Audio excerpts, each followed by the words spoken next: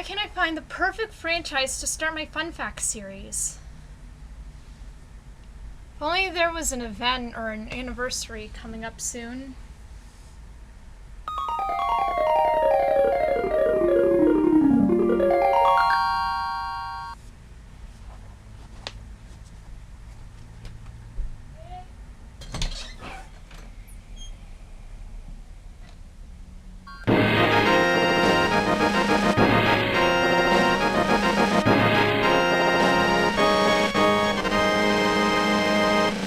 That's it!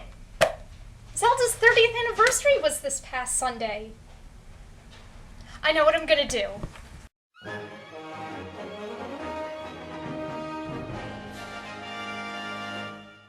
Hey guys, it's Nikki, and this week is a very special week for us Nintendo fans out there. That's right guys, the Legend of Zelda franchise just celebrated its 30th anniversary on Sunday. And being a longtime Zelda fan myself, it's only natural that I would be doing something special for this joyous occasion.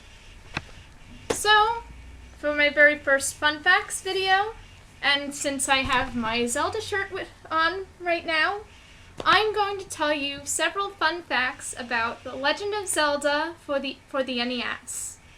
The whole concept of The Legend of Zelda was created during Shigeru Miyamoto's childhood experiences. Miyamoto didn't have many toys growing up, and his family didn't own a TV, so Miyamoto would often roam the countryside unsupervised. He would often get lost and stumble upon unexpected things, including a dark hole. When his parents weren't around, he would grab a lantern, crawl into a pit, and discover a mini cave system. So basically, if Miyamoto's parents were a little more worried about their son's whereabouts, chances are this franchise wouldn't exist. In Japan, the game was called the Hyrule Fantasy, with The Legend of Zelda as its subtitle. In a way, this kinda makes more sense because the series is more about exploring the magical and fantastical world of Hyrule than it is about Princess Zelda. As far as I know, The Legend of Zelda was chosen as the title here in North America, and later phased out the original title in Japan because it had a more mysterious quality to it.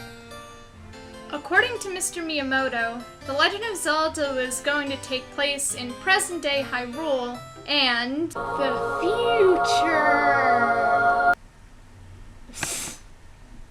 Anyway, this meant that many staples of the series that we know today will become technological, for example, rounding up special microchips instead of collecting the pieces of the Triforce. Also, Link apparently got his name from the fact that he was supposed to be a link between the past and the future. The Legend of Zelda was being developed around the same time as Super Mario Bros., and Shigeru Miyamoto was deciding whether or not a new idea would be more of a Mario or a Zelda thing. This led to the game borrowing many elements from either game, like the fire bar in both games or the piranha plants in the Manhandla. The game originally made you start out with the sword. This feature was taken out and the sword was given to the old man to make the game more confusing. Nintendo focus tested The Legend of Zelda before its release, and most players complained that they kept getting lost. So, Miyamoto insisted on making changes to the game to make the game more complex. Speaking of the old man, one of his most cryptic hints took 25 years to decipher, which means most of the hints are completely useless. This is because of the translation issues and Nintendo's decision to switch out many Japanese tips with far more obscure hints. One of the old man's most confusing tips was, 10th enemy has the bomb. I know what you guys are thinking. What the hell does that even mean? Well, after so much confusion, it turns out you need to have a bomb in your inventory, kill 9 enemies without getting hit, and then kill a 10th enemy with the bomb, and only then you will get a bomb. Most people already know that Link was heavily based off of Disney's interpretation of Peter Pan. I mean, it's kinda obvious. Link dresses in all green, is accompanied by a fairy, has no parents, etc. But what most people don't know is that Princess Zelda was based off of the other famous Zelda, other than Zelda Williams, Zelda Fitzgerald, the wife of F. Scott Fitzgerald, who's the author of The Great Gatsby. Shigeru Miyamoto wanted the princess to have a mysterious and alluring quality, and thought that Zelda Fitzgerald was the perfect inspiration. Also, he thought the name Zelda was pretty cool. Unlike most other Nintendo franchises, the Legend of Zelda series has never been one to shy away from dark subject matters. Death, destruction, and blood curses are very common subjects in the franchise, but the first game might be the darkest out of all of them. The Hyrule Historia book, which was released for the franchise's 25th anniversary in 2011, contained an official Legend of Zelda timeline. The gist of it was that the events in Ocarina of Time caused history to split into three.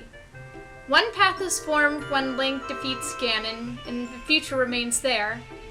One is where he defeats Ganon and returns to the past, and the final, which most of the fandom doesn't really consider, is when Link is defeated by Ganon altogether.